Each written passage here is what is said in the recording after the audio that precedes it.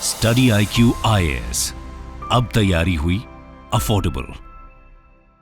नमस्कार दोस्तों जैसा कि आप सब जानते हैं, ऑफिशियली जो डोनाल्ड ट्रंप हैं वो अब बन चुके हैं अमेरिका के 47th प्रेसिडेंट, क्योंकि पिछला जो टर्म था उनका वो उस समय 45th प्रेसिडेंट थे और बीच में बाइडन आए 46 और ये 47th प्रेसिडेंट बन गए। और देखिए, आते ही जैसे ही उन्होंने ओथ लिया कल, वैसे ही तुरंत उन्होंने अनाउंसमेंट कर दिया इमरजेंसी का। जी हां, दो प्रकार की इमरजेंसी उन्होंने अनाउंस की है। एक है आपका यूएस मैक्सिको बॉर्डर पर और दूसरा है नेशनल एनर्जी इमरजेंसी। आप देख सकते हो खबर, coming up big emergency orders, president Trump's announcement at oath. तो ये पूरा मामला है क्या, किस प्रकार की इमरजेंसी है, क्या बदलाव होगा, साथ ही साथ आते ही उन्होंने ऐसा क्या क्या ऑर्डर पास कर दिया जिसको लेकर इतनी चर्चा हो रही है। मतलब वो अपना जो इलेक्शन प्रॉमिस है वो फुलफिल करना चाहते हैं, एक साथ बहुत सारे ऑर्डर्स पास कर रहे हैं। और ये जो एग्जीक्यूटिव ऑर्डर्स होता है ये होता क्या एग्जैक्टली, वो सब कुछ मैं आपको डिटेल से बताऊंगा। चलिए आगे बढ़ते हैं, लेकिन उससे पहले आप सबको बता दूं, आप में से जो भी लोग यूपीएससी की प्रिपरेशन कर रहे हैं, स्पेशली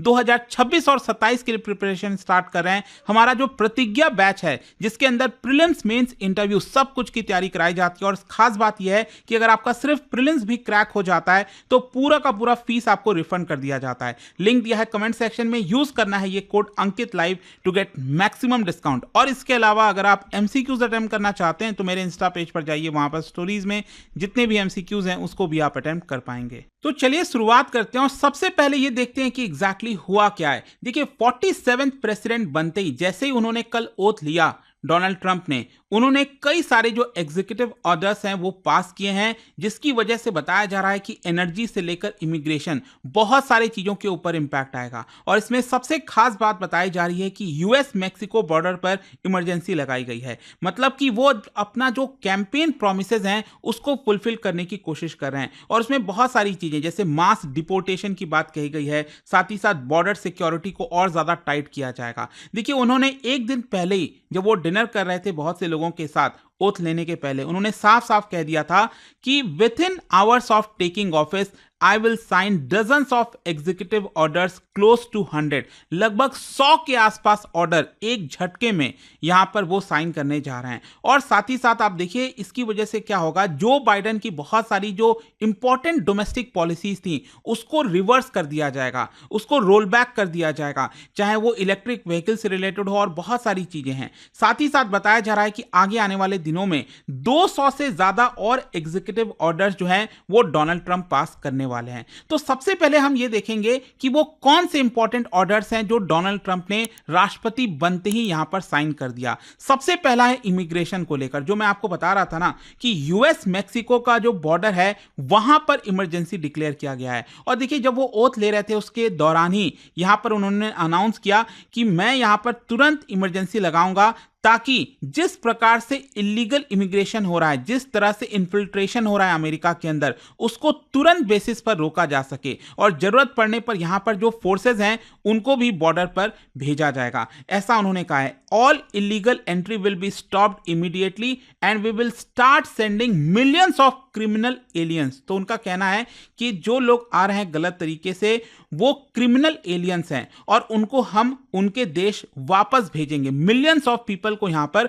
वापस भेजा जाएगा। तो एक तो ये हो गया यूएस मैक्सिको बॉर्डर पर इमरजेंसी। दूसरा है आपका नेशनल एनर्जी इमरजेंसी। और देखिए, इसको समझने की जरूरत है, ये है क्या है ना कि जो बाइडन की पॉलिसीज थी वो बेसिकली क्लाइमेट चेंज के ऊपर फोकस कर रहे थे। उनका यह कहना था कि हमें इलेक्ट्रिक व्हीकल्स की तरफ ज्यादा बढ़ना चाहिए और जो गाड़ियां बन रही हैं, जो ऑटोमोबाइल कंपनीज बहुत सारी पेट्रोल डीजल की गाड़ियां बना रही हैं, उससे बहुत ज्यादा पोल्यूशन होता है। तो यहां पर एक प्रकार से मैंडेट लाया गया था।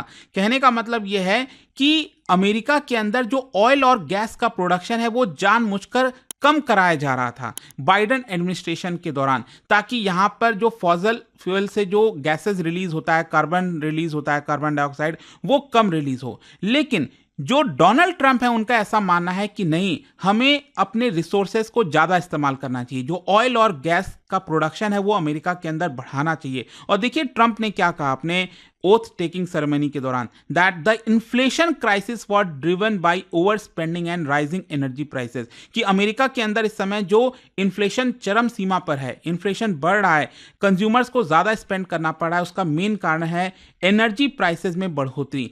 और इसी की वजह से I will declare a national energy emergency, ताकि हम ज्यादा से ज्यादा ड्रिल करें। इनफैक्ट वो अगर आप देखोगे ना, उनका जो पूरा कैंपेन चल रहा था उसमें ये बार बार कहते थे ड्रिल बेबी ड्रिल, और बेसिकली उनका यही कहना था कि यूएस एनर्जी इंडिपेंडेंट होना चाहिए, ताकि यहां पर जो डोमेस्टिक यूजर्स हैं ऑयल के, गैस के, उनको कम से कम प्राइस पे करना पड़े, क्योंकि जब वो कम प्राइस पे करेंगे तो ओवरऑल जो इन्फ्लेशन है वो यहां पर कम हो जाएगा। साथ ही साथ उन्होंने ये भी कहा कि we hold the largest reserve, America दुनिया का सबसे लार्जेस्ट रिजर्व होल्ड करता है ऑयल और गैस में, तो हम उनको यूज करने वाले हैं। तो एक प्रकार से जो बाइडेन की जो पॉलिसी थी इलेक्ट्रिक व्हीकल को लेकर, वो एक प्रकार से पीछे कर रहे हैं। तो ये दूसरा इमरजेंसी हो गया। अब क्वेश्चन आता है कि यहां पर ईवी मैंडेट को लेकर बहुत चर्चा हो रही थी। एक्चुअली क्या है, बाइडेन एडमिनिस्ट्रेशन ने एक ऑर्डर पास किया था जिसके तहत यहां पर ईवी मैंडेट लगा दिया था। और ईवी मैंडेट क्या है मैं आपको समझाता हूं। बेसिकली जो ऑटोमोबाइल कंपनीज हैं उनको बोला गया कि आप धीरे धीरे करके अपना जो प्रोडक्शन है व्हीकल्स का, उसको इलेक्ट्रिक व्हीकल की तरफ ले जाइए। जैसे कि बोला गया कि 2032 तक जो है आपका जितना भी कार का प्रोडक्शन होगा उसमें से लगभग 30 to 56% के आसपास जो है वो इलेक्ट्रिक व्हीकल होना चाहिए। आप पेट्रोल और डीजल की गाड़ियां लगातार नहीं प्रोड्यूस कर सकते, आपको शिफ्ट होना ही पड़ेगा।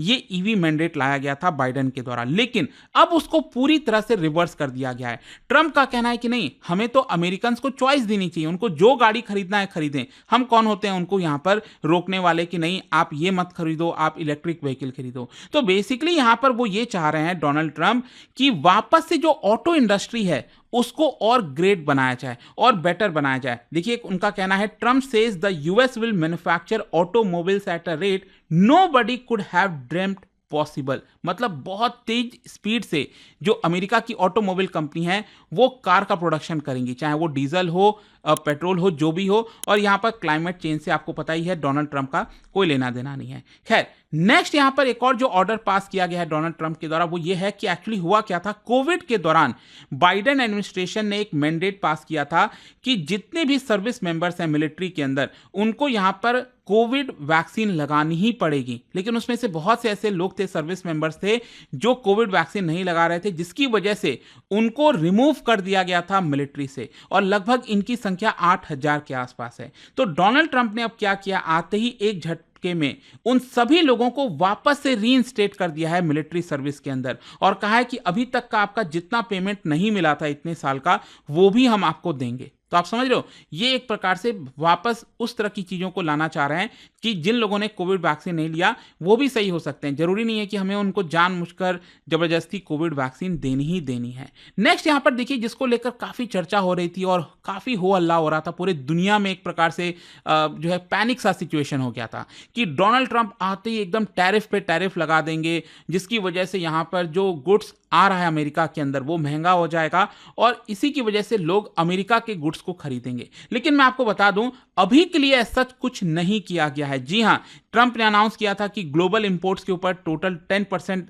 टैरिफ लगेगा, चाइनीज गुड्स के ऊपर 60%, कनाडा और मैक्सिकन प्रोडक्ट्स के ऊपर 25%। तो अभी के लिए देखिए, डोनाल्ड ट्रंप ने यहां पर यह कहा है कि जो फेडरल एजेंसीज हैं वो यहां पर trade relationship with China, Canada and Mexico उनको रिव्यू करेगी, और अभी के लिए इमीडिएट बेसिस पर कोई भी एक्स्ट्रा टैरिफ नहीं लगाया जा रहा है। और यही कारण है, एक्चुअली मैं आपको दिखाता हूं मैप में क्या हुआ था कि डोनाल्ड ट्रंप की जैसे ही जीत हुई उसके बाद से अगर आप देखोगे जो डॉलर है, डॉलर इंडेक्स में लगातार बढ़ोतरी हो रही थी। डॉलर इंडेक्स लगभग 102 से बढ़कर 110 के आसपास चला गया था। अभी जस्ट 1-2 दिन पहले ये 110 पहुंच गया था। लेकिन जैसे ही यहां पर कल डोनाल्ड ट्रंप ने यह कहा कि अभी के लिए हम टैरिफ नहीं लगा रहे हैं, तुरंत अगर आप देखोगे तो यहां पर डॉलर इंडेक्स में गिरावट आई है, मतलब डॉलर कमजोर हुआ है, और अब अगर आप देखोगे तो रूपी थोड़ा सा आपको मजबूत होता हुआ देखने को मिलेगा। तो ये सिचुएशन है अभी। नेक्स्ट यहां पर एक और जो इंपॉर्टेंट ऑर्डर पास हुआ, एग्जीक्यूटिव ऑर्डर, वो ये है कि अमेरिका में अब वापस से सिर्फ 2 जेंडर ही रिकॉग्नाइज होंगे। जी हां, Biden administration basically liberal thought की तरफ जा रही थी, और यहाँ पर जो ट्रांसजेंडर और बाकी के जो जैसे आपको LGBTQ कम्युनिटी उनको सपोर्ट कर रही थी। लेकिन डोनाल्ड ट्रंप ने कहा है कि नहीं, हम उसको सपोर्ट नहीं करेंगे, और ऑफिशियली अमेरिका में सिर्फ 2 ही जेंडर कहलाएंगे, एक है मेल और दूसरे हैं फीमेल। तो ये भी उन्होंने ओथ टेकिंग सेरेमनी के दौरान ही बोल दिया। नेक्स्ट यहाँ पर एक और जो इंटरेस्टिंग चीज लग रही थी, काफी समय से आप सुन ही रहे होगे कि डोनाल्ड ट्रंप जो है वो अगेन अमेरिका से रिलेटेड चीजों को प्रमोट करना चाहते हैं। और आपको पता होगा मैक्सिको और अमेरिका के ईस्टर्न साइड में यहां पर अगर आप देखोगे एक गल्फ है जिसका नाम है गल्फ ऑफ मैक्सिको। तो डोनाल्ड ट्रंप ने पहले भी अनाउंस किया था कि वो इसको गल्फ ऑफ अमेरिका कराएंगे, मतलब नाम चेंज करेंगे। तो उन्होंने ओथ टेकिंग सेरेमनी के दौरान ही अनाउंस कर दिया कि अब से, आज से जो गल्फ ऑफ मैक्सिको है वो गल्फ ऑफ अमेरिका कहलाएगा अब। लेकिन देखिए यहां पर समझने वाली बात है कि ये तो अमेरिका के लिए होगा ना, जरूरी नहीं है कि पूरी दुनिया इस चीज को माने। अब वो तो समय बताएगा कि क्या पूरी दुनिया, क्या नक्शे में वापस से इसको गल्फ ऑफ अमेरिका लिखा जाएगा, क्या है वो तो यहां पर अब समय बताएगा। लेकिन डोनाल्ड ट्रंप ने अपनी तरफ से, इनफैक्ट मुझे हंसी आ रही थी जब ओथ टेकिंग सेरेमनी के दौरान उन्होंने ये चीज़ अनाउंस किया ना, तो वहीं पर हिलरी क्लिंटन भी बैठी हुई थी, वो जोर जोर से हंसने लग गई। आप देखना क्लिप जो है काफ़ी वायरल भी हो रहा है। खैर यहां पर अब क्वेश्चन फाइनली ये आता है कि ये जो एग्जीक्यूटिव ऑर्डर्स हैं, मैंने आपको जो बताया इतने सारे, ये होते क्या है एग्जैक्टली। देखो जैसे भारत में भी अगर आप देखोगे तो यहां पर दो तरीके से सरकार चीज़ों को इंप्लीमेंट करती है। एक होता है कि पार्लियामेंट से प्रॉपर कानून बनाया जाए, राइट, और वो आपका इंप्लीमेंट होता है तो उसका वेटेज काफ़ी ज़्यादा होता है। फिर दूसरा होता है सरकार अपनी तरफ से कोई ऑर्डर जारी कर देती है, लेकिन उसका वेटेज उतना नहीं होगा। जैसे कि मैं आपको एक एग्जांपल बताता हूं, अगर आप में से जो लोग स्टॉक मार्केट में इंटरेस्टेड रहते हैं, आपको सेबी के बारे में पता होगा, securities exchange board of India, right. तो ये क्या है, सेबी ये रेगुलेट करती है मार्केट को। लेकिन सेबी जब बनाया गया था ना, तब कोई कानून नहीं था इससे रिलेटेड। पहले तो जस्ट गवर्नमेंट ने एक ऑर्डर पास करके एक सेबी एक बॉडी बना दी थी, लेकिन उसके पास उतनी पावर नहीं थी क्योंकि गवर्नमेंट ने जस्ट एक ऑर्डर पास किया था। लेकिन जब कानून पास हुआ 1992 में, उसको स्टैट्यूटरी पावर्स दिए गए, बहुत सारे पावर्स उसको मिल गए, कानून के तहत लाया गया।